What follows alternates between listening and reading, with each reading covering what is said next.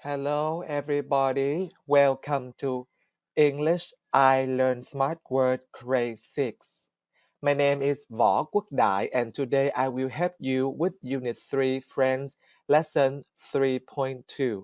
In this lesson, you will read a passage about two sisters.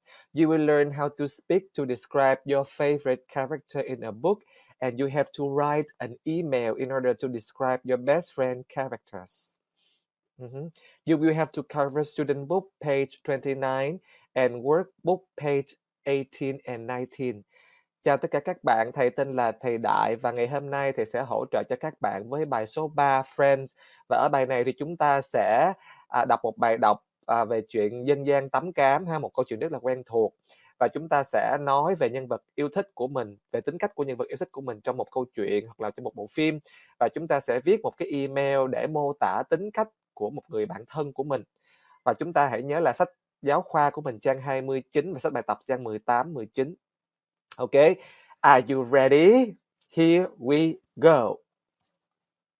Okay, so at first you will review adjective to describe personal characteristics. Chúng ta sẽ ôn lại một số tính từ mô tả tính cách con người nhé, để mình vào bài mới cho dễ dàng hơn. Thì chúng ta hãy làm một bài tập nho nhỏ ở trang số 18 sách bài tập. Right. New words. You complete the words with the vowels A, E, I, O, U, and Y. For example, number 1, you see the I, selfish, right? Number 2, what is it? Yes, helpful. Number 3, kind, good. Number 4, lazy. Number 5, friendly? No, funny. And number 6, friendly. Very good. Okay, how about activity B? Fill in the blanks with the adjective in task A to describe a person's characteristics. For example, number 1, people only think about themselves, so they are selfish. How about number 2? People make their friends laugh. Ha ha ha ha. So, how are they? Yes, funny. Number 3, people love talking to their friends. They love talking to their friends. They are friendly. Number 4, people are very nice to people and animals. They are kind. People help other people by doing something or giving advice. Yes, you can guess by looking at my mouth, right? Helpful. And the last one, people who don't want to work. Lazy. Chúng ta ôm lại nhé. Selfish là ích kỷ này, helpful là hay giúp đỡ này, kind là tốt bụng này, lazy là lười biếng lười nhác, funny vui tính và friendly là người thân thiện. Very good job. So another activity for you to do, this is the listening activity. Okay, listening activity. You listen and you answer the question, but first you have to read the question, right? Because that will be your expectation. Chúng ta phải mong đợi nghe cái gì, mình sẽ đọc câu hỏi trước nha. What's Alice like at the start of the book? So she's funny, right? The answer is she's funny. What does she like doing? It's talk about her hobbies. You can take a look at the photo. What does she like then? Yay, she likes reading books. Okay, maybe we just guess. How about number 3? What do Alice's parents want her to do? They want her to stay at home. They want her to read books every day. They want her to take care of the animals. They want her to do housework. They want her to study at home. So what do her parents want her to do, right? What's Daniel like? So who is Daniel? Maybe her friend, maybe her dog, maybe her pet, right? So what is Daniel like? Daniel is friendly, he's funny, he's kind, he's lazy, he's friendly. So what is it? And what's Alice like after Daniel helps her? So at first she is funny. So now how is she? Friendly, lazy, nice, kind, or helpful? Okay, so now you will listen and you try to guess. Try to figure out the correct answer. Okay? Listen and answer the questions. I read a book called Alice, I think. It's about a girl named Alice, her parents, and her friends. She is funny. She loves reading books and often dresses like the characters from her books. Alice's parents want her to study at home. When Alice grows up, she decides to get a new haircut to make her life better. Later, she meets a kind boy named Daniel. We see how he helps Alice. At the end of the book, she is happy and friendly.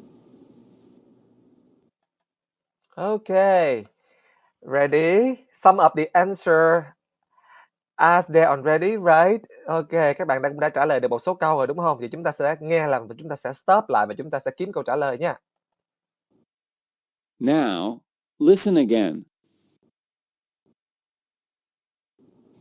I read a book called Alice, I think.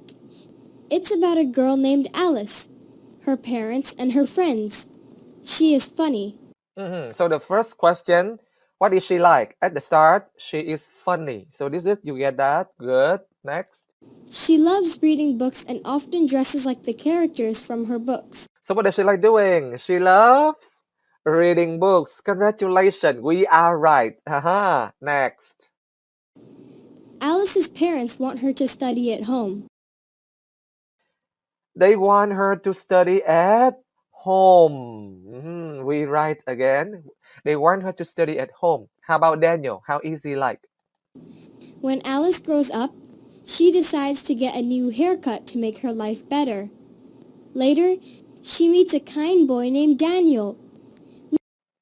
She meets a kind boy named Daniel. So how is Daniel?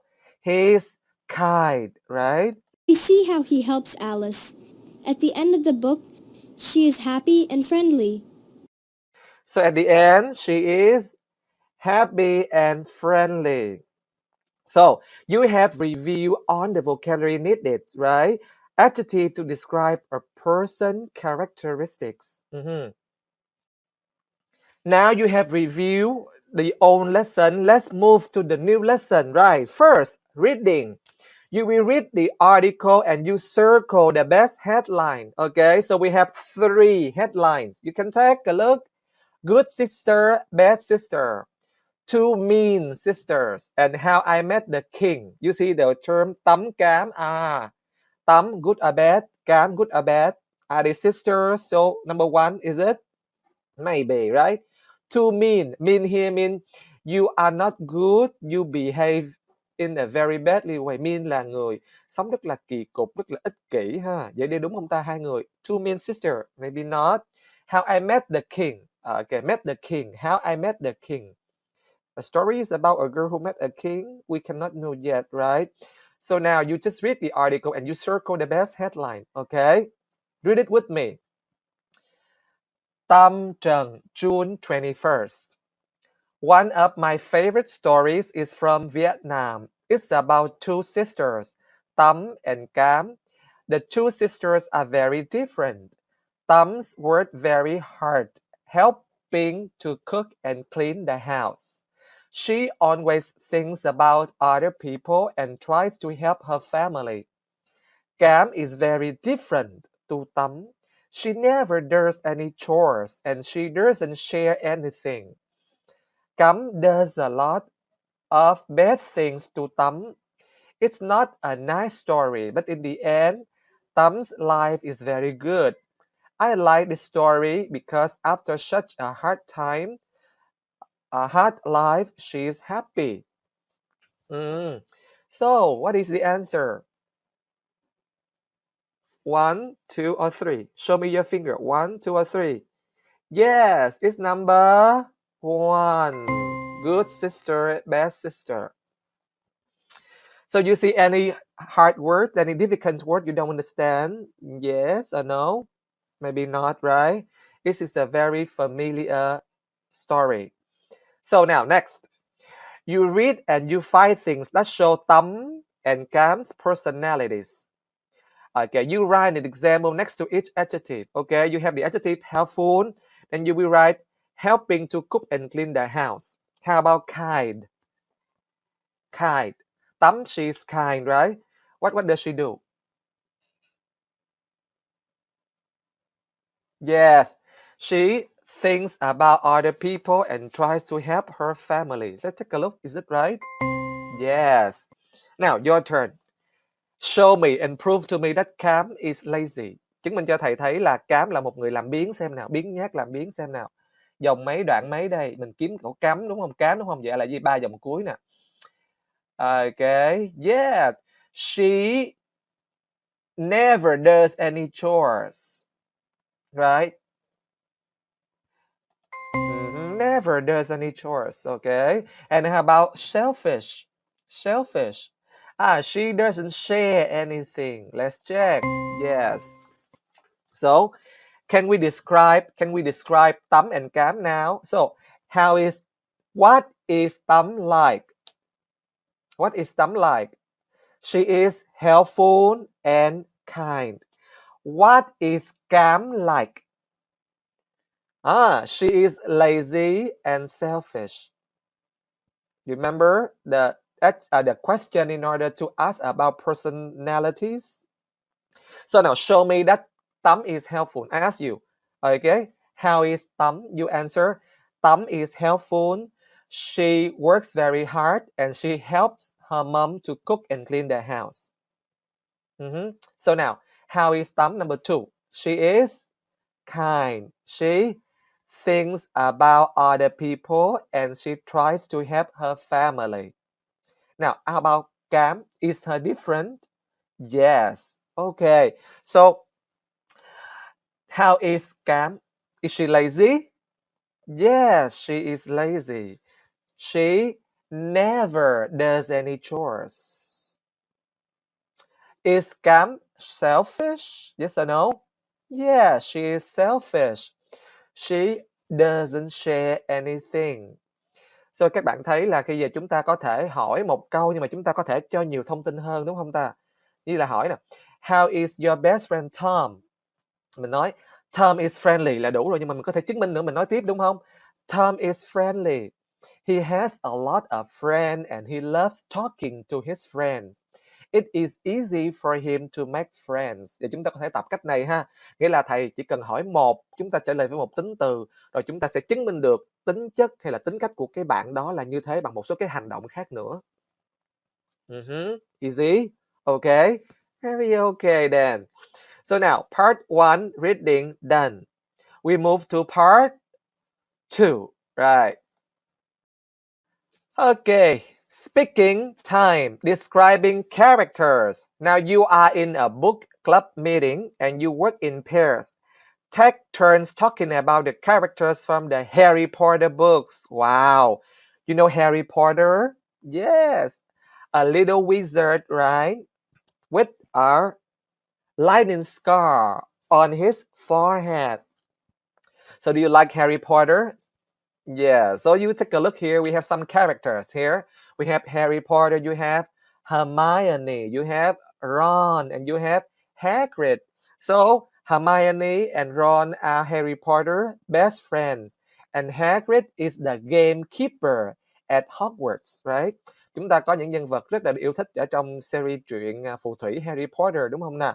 Harry, Hermione và Ron là 3 người bạn thân. Còn chú Hagrid là bảo vệ của ngôi trường Hogwarts đúng không nào? Bởi vì chúng ta sẽ tả những cái nhân vật trong truyện này xem nhé, và chúng ta sẽ xem một cái đoạn hội thoại nho nhỏ mô tả những người này xem. Ok, thì mình thấy này, Harry Potter là như thế nào đây? Hermione như thế nào đây? Ron và Hagrid. Ok, so now you read after me first, right? Tom and Lisa. Tom, I like Harry Potter. Lisa, what's he like? Tom, he's very friendly. Lisa, what does he look like? Tom, he's tall and has glasses. Lisa, what does he do? Tom, he helps his friends. So now I'm Tom, you are Lisa. Okay, I'm Tom, you are Lisa. I like Harry Potter. He's very friendly. He's tall and has glasses. He helps his friends. Now, we switch the roles. Right? You are Tom and I am Lisa. Yo, Tom first. What's he like? What does he look like? What does he do? Is it easy? Yes. Now we are in a book club meeting. Now you can substitute the blue words with the words from our boxes here. Chúng ta có thể thay thế những thông tin màu xanh bằng những cái từ ở trong này ha. Thì ví dụ nhé. I like Harry Potter. Chúng ta có thể nói là I like Hermione. I like Ron. I like Hagrid. Right? Thì lúc này mình sẽ là what's he like? What's she like? Right? What's he or she like? Ở đây mình thấy mình có chữ very đúng không? Thì mình hỏi đi. What's he like? What's she like? She's very helpful. What's he like? He's very funny. What's he like? He's very kind. Ok, tiếp theo mình có what does he look like? What does she look like? So what does Hermione look like? She is short and has long hair. Good. How about Ron? What does he look like? He is short and has red hair. How about Harry? What does he look like? He is big and has long hair. And the last sentence, what does Hermione do? She reads a lot, right? What does Ron do? He plays a lot. And what does Hagrid do? He helps Harry a lot, right? Easy then. Now we practice together, okay? I will be Tom and you be Lisa. Tom and Lisa, okay? I like Hermione. He's very helpful. Your turn. He has short hair and he is short and has long hair. Your turn. He reads a lot. Now, I choose a character and you start the conversation. You are Tom now. Bây giờ các bạn làm Tom nha, thầy sẽ làm Lisa. Rồi, thầy chọn Hagrid. Rồi các bạn sẽ nói trước. What is Harry like? Answer that. Good. What does he look like? Your turn. And what does he do? Very good then. So now you can describe your favorite characters in a book or in a movie. Okay, let's move on to writing.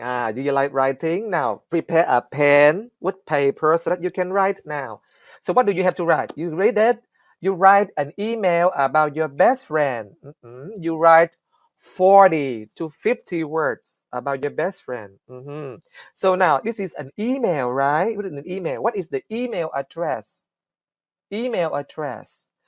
Peter F at friendsemail.com, right? And the subject is about my best friend. So this person or you write an email to whom? To whom? Peter. So in an email you start with Dear Peter. Okay, thanks for your email. Your best friend seems really nice. Let me tell you about my best friend. Vậy ở lớp thư trước thì mình đã nhận được email của Peter và Peter đã tả bản thân của Peter cho mình nghe rồi. Thì bây giờ mình sẽ tả về bản thân của mình đúng không nào? Rồi, thì chúng ta sẽ trả lời những câu hỏi ở đây ha. Đây là cái dàn ý này để chúng ta trả lời câu hỏi và chúng ta có thể thêm vào đây và cuối cùng là chúng ta ký tên vào thôi. Right? Vậy bây giờ mình sẽ suy nghĩ cho thầy trước. What his or her name? What is your best friend's name? His name, her name is blah blah blah.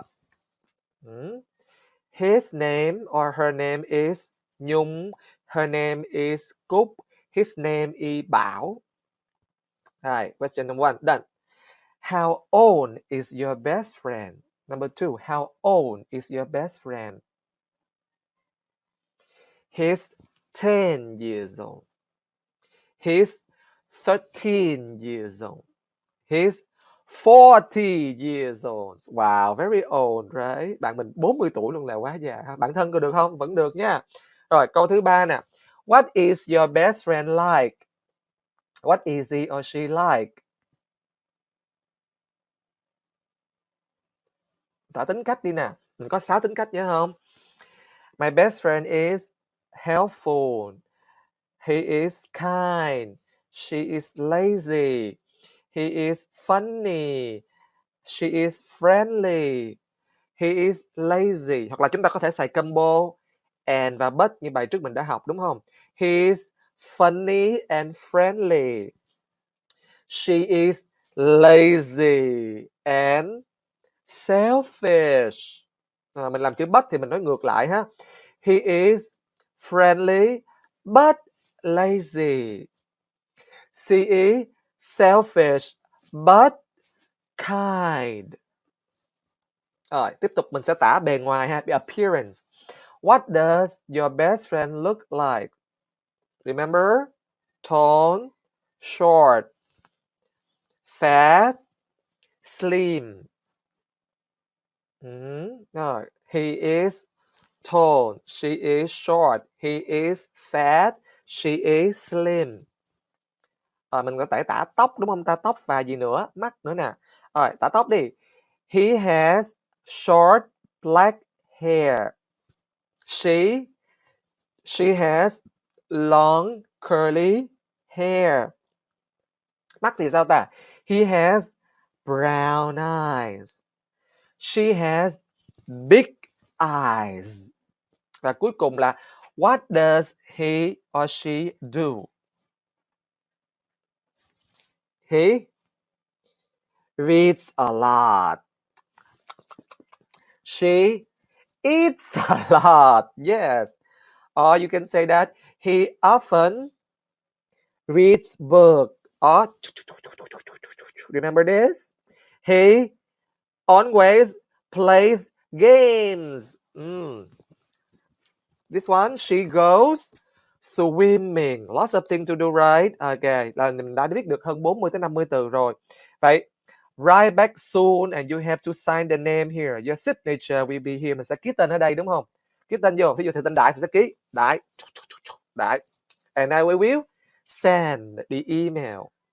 Now, it's your time to show me your letter. Now, let me show you my letter first, okay? Ta-da! This is my letter. How about your letter? Now, we read my letter together. My best friend is Quân. She's 12 years old. She's a student. She's my classmate at school. She's friendly and funny. She likes making new friends and telling jokes. She's tall and thin. She had brown eyes and short hair. Write back soon, Mary. So I'm Mary, right? I write the letter, an email to Peter. Now show me your email, please. Yay, very good job. Chúng ta đã có thể viết một cái email để mô tả người bạn thân nhất của mình rồi đúng không nào? Chúng ta đã đọc bài Tắm Cám, câu chuyện Tắm Cám để mô tả tính cách của con người đúng không? Và chúng ta đã đọc một cái book review về Tắm Cám rồi. Và chúng ta hãy đọc một cái khác ha, ở trong sách bài tập trang số 19 nhé các bạn. Đó là bài đọc Reading. Read the summary of the story Charlotte and Webb's and circle true or false. Okay, do that together, okay? Charlotte's Web. Alex Wood, July 27. Charlotte's Web is a story about a farm. A shy pig, Wilbur, lives on the farm. Mr. Zuckerman, the farmer, wants to sell Wilbur because he's selfish and he wants money. A kind spider, Charlotte, talks to Wilbur. She's a helpful friend and she makes a plan to save Wilbur's life. Wow. She writes nice letters on her web and the farmer thinks Wilbur is writing them. The farmer takes Wilbur to a fair. Wilbur has the farmer win a prize there. He thinks Wilbur is amazing and he decides not to sell him. Children around the world love Charlotte's Web. Okay. So circle true or false, right? Ở đây mình có một số từ mới như là từ shy là gì ta? Là mắc cỡ hay mắc cỡ ha. Mình có từ spider là con gì ở đây mình thấy nè. Spider is here, spider here. She's looking at the spider here. How about Wilbert? Wilbert is a pig, right? A pig here. And this is Charlotte, right? And the web là cái gì ta? Là cái mạng nhện ha. Vậy vì chúng ta hãy làm bài thử cho thầy xem. Ok, rồi number 1. Wilbert is a spider. You say true or false? False, right? Wilbert is a pig. Good. How about Mr. Zuckerman? Nào, chúng ta sẽ đọc lướt và nhìn coi Mr. Zuckerman là ở đâu ta? Mr. Zuckerman, there. Right, he is selfish. So true or false? True or false? He is selfish is true. Right. Charlotte is a helpful spider. Charlotte is a helpful spider. True or false? Charlotte, find Charlotte. Charlotte, she's a helpful friend. So it's true or false? It's true. Charlotte makes a plan to save Wilbur's life. Does she? She makes a plan to save Wilbur's life. So it is true. And Mr. Zuckerman thinks Wilbur is very funny. Mr. Zuckerman thinks that Wilbur is very funny. Mình kiếm cái chữ funny ở đây có không ta? Yes or no? No. So it is false. Okay, Sissy, true, true, true, and false. Okay, we will practice writing an email. Hồi nãy giờ thầy đã chỉ cho các bạn một cái bản mẫu email rồi đúng không? Bây giờ chúng ta hãy cứ làm thôi đúng không nè? Rồi, chúng ta cũng phải viết một cái email ha, từ 40 tới 50 từ. Đầu tiên là mình sẽ điền cái địa chỉ email cái đã. Right, địa chỉ email cái đã, right, to whom. To whom. Mình điền cho ai đây? Email này, to. Rồi, địa chỉ email ví dụ của Đại Đại nhé. Võ Quốc Đại at dtp.com. Rồi, có địa chỉ email rồi ha. Các bạn viết tiếp. Thứ hai là subject. Thì chủ đề của mình là gì đây ta? My best friend. Vậy mình ghi ra my best friend. Rồi mình muốn viết cho ai nè? Hi. Ở đây thì ghi là hi Mary, hi Peter, right? Hi Sue. Muốn viết cho ai thì viết ha. Câu này, how are you? Let me tell you about my best friend. Rồi, chúng ta hãy trả lời những câu hỏi giống như hồi nãy đi nè. Ok, trả lời những câu hỏi giống như hồi nãy ha. Rồi sau đó chúng ta sẽ viết tên của mình ở đây, ký tên vô, thì tên Đại thì ký vô Đại. Xong. Vậy ở giữa này chúng ta sẽ trả lời những câu hỏi như chúng ta làm hồi nãy, đó là chúng ta sẽ được một cái bài văn 40 tới 50 từ. Đúng chưa nè? Thì Đại thí dụ cho mình xem một cái mẫu ha. Ok. See? Hi Tom, how are you? Let me tell you about my aunt. My aunt is 40 years old. She's a chef in a restaurant. She's tall and thin. She has long black hair. She's pretty. She's funny and helpful. She likes reading comic books and cooking in her free time. Write back soon, your friend Jack. Vậy đây là ai viết thư ta? Jack viết cho ai? Viết cho Tom và tả về ai đây? Tả về dì của bạn đó đúng không? Thay vì mình tả bạn thân thì mình có thể tả dì, tả chú, tả ba, tả mẹ, tả ai cũng được hết, right? Now you can do it. Sure you can. So you have finished on the part of today's lesson. You do the reading, you do the speaking, and you do the writing. And you can describe your favorite character in a book, right? You can make a conversation between two friends, and you can write an email to describe a person you know well. Vậy mình đã kết thúc bài số 3 rồi và chúng ta có thể mô tả một tính cách của một con người này. Chúng ta có thể hội thoại với nhau, trao đổi với nhau về cái nhân vật mình yêu thích trong một câu chuyện nào đó, mình nói với nhau và mình có thể viết một cái email để mình mô tả một cái người nào mình quen biết, đúng không nào? Okay, so that's the end of today's lesson. Goodbye, see you soon.